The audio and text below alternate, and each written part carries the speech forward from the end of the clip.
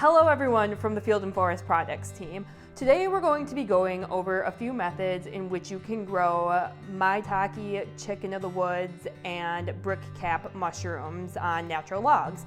And the way that we have found with growing these mushrooms on natural logs is that it's really best if you are able to pre-treat the logs. If you can pre-treat the logs and use this method, you'll have a very high success rate. If you do something like just plug the logs as you would a shiitake log, you might get success, but it's so much better for this maitake to grow in a prepped environment for it where it will really succeed. So we're going to be going over using 3 different methods with a kit that we have here. So to start, I'm just going to tell you, when you get this kit, it'll come with a variety of different things. So when you open up your box, what you're going to want to look for is, first, you will come across some autoclavable bags. And these are great because they're very heat resistant, pressure resistant, and they'll be able to withstand anything we're going to put them through today. You will also be given some collars and foam plugs for this process. You will be given some spawn, like this chicken of the wood spawn. And finally, you will be given the all very important instruction sheets. So, one thing that you will have to provide, or rather 2 things that you will have to provide. One is your wood. This here is a piece of oak wood. Now, these species almost grow exclusively on oak, so if you can get your hands on that, that is what we would recommend far and above anything else. Some specifications you're going to want to look for with these chunks of wood is you're going to want to get them cut while the trees are still dormant in the spring of the year before bud break. And another specification is you're going to want them to be short enough that you can fit them in one of these vessels, one being a pressure cooker, one just being a pan or a pot for boiling or steaming.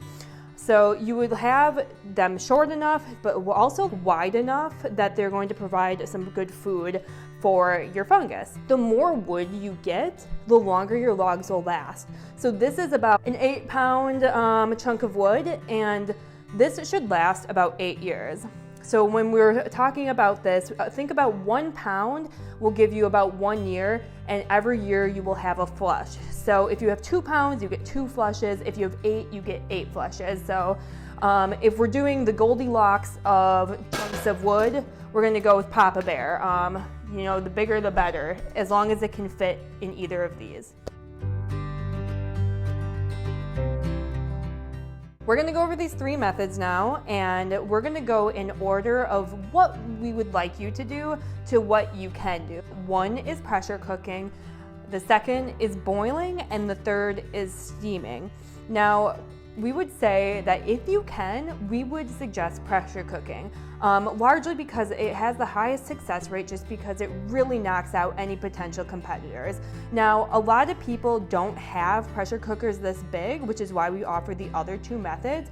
But again, if you can use a pressure cooker, I would use them. Personally, these terrify me. I feel like they're going to explode in my face, so I tend to actually lean towards doing this. But again, if you have the nerve and you have the resources, pressure cook. Now, the only reason that we suggest this is just because we found in all our trials that with pressure cooking, you have pretty close to a 0% contamination rate. And then as you step down to steaming and step down to boiling, the amount of potential contamination increases with both of them just because it's not as thorough of a process. For steaming and boiling, you might get little patches of green mold on your log as the logs colonize, but usually the mushroom can totally outcompete it, so I wouldn't be concerned if you see a little dime to nickel sized patch of green mold. So again, a variety of different ways you can do this depending on your time and resources.